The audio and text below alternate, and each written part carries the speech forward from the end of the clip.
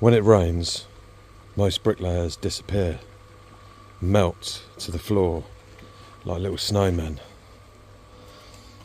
But us real bricklayers can ride out the bad times. We see these jobs through, rain or shine. Rain is good for the materials, as it helps everything key and stick.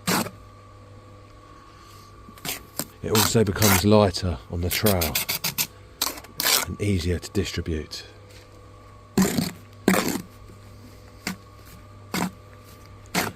Some of us were made for the outside world, whereas some of us were not.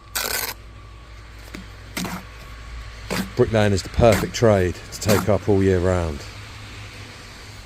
Just don't let the weather stop you and get in your way, and everything